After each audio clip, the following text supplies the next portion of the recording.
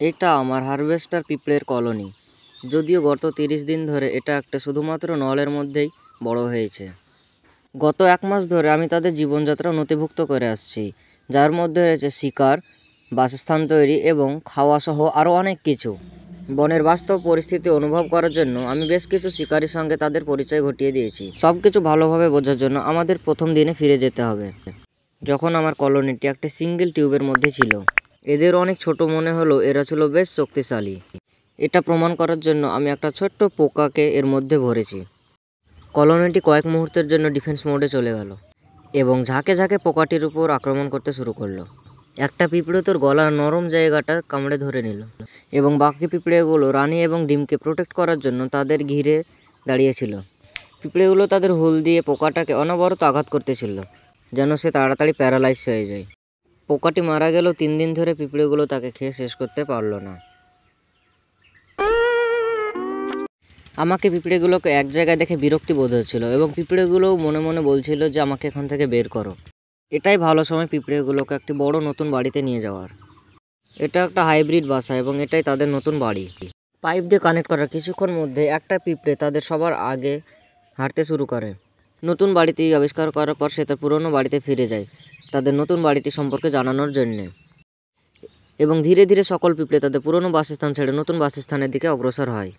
3 দিন ধরে আমাকে এই কলোনিটিকে খুব ভালোই লাগছিল, কিন্তু 6 দিনের দিন আমাকে এই বাসাটিকে সম্পূর্ণ প্লাস্টিকের বাসা বলে মনে হতে লাগলো। তাই আমি তাদের রিয়েল লাইফ ফিল দেওয়ার জন্য এক নতুন ধরনের বাসা তৈরি করব ভাবলাম। এখানে বিভিন্ন শিকারী এবং থাকবে মরুভূমি। যতক্ষণ আমি বাসাটি বানাই ততক্ষণে তোমরা চ্যানেলটিকে সাবস্ক্রাইব করে ভিডিওটিকে লাইক করে দাও। আমি এখানে বালি এবং নারকেল খোলের গুঁড়ো অ্যাড করলাম, তারপর উপরে পাথর, ডাল এবং ক্যাকটাস দিলাম। এখন পিঁপড়েদের নতুন মরুভূমির বাড়ি তৈরি। আমি 2টি বাসাটিকে একটি নতুন পাইপ দিয়ে জুড়লাম এবং ধীরে ধীরে পিঁপড়েগুলো তাদের পুরনো বাড়ি থেকে নতুন বাড়ির দিকে এগোতে শুরু করলো। প্রথমে এই মরুভূমিতে কোনো খাবারই ছিল না, তার জন্য আমি এই মরুভূমিতে কিছু দানা জাতীয় খাবার অ্যাড করলাম।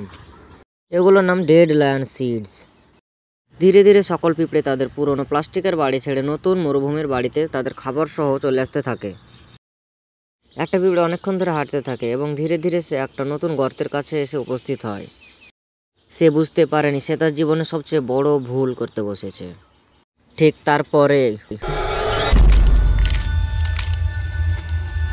একটা কিছু তার উপর হামলা করে, কিন্তু পিঁপড়েটি এ সম্পর্কে কিছুই জানে না। কিছুদিন আগে আমি একটা অ্যান্টল্যান্ড লার্ভিস নামে একটি আক্রমণকারী পোকা এখানে ছেড়েছিলাম, যে বালির মধ্যে গর্ত করে থাকে। এই পিঁপড়েটির মতো হতভাগা কেউ হবে না যে নিজে থেকে এই মরণ ফাঁদে এসে পা দিয়েছে। কিছুক্ষণ ধস্তাধস্তির পর পিঁপড়েটি পালাতেই যাচ্ছিল, ঠিক সেই সময় অ্যান্টল্যান্ড লার্ভিসটি তারপর এক জোরদার হামলা করে এবং পিঁপড়েটিকে সে ধীরে ধীরে বালির মধ্যে টেনে ঢোকাতে শুরু করে। এরপর থেকে আর পিঁপড়েটিকে কখনো দেখাই যায়নি। আমি সিদ্ধান্ত নিলাম তাদের প্রোটিন জাতীয় খাবার দেওয়ার, তাই আমি তাদের মেক্সিকান জাম্পিং বিনস দেওয়ার সিদ্ধান্ত নিলাম।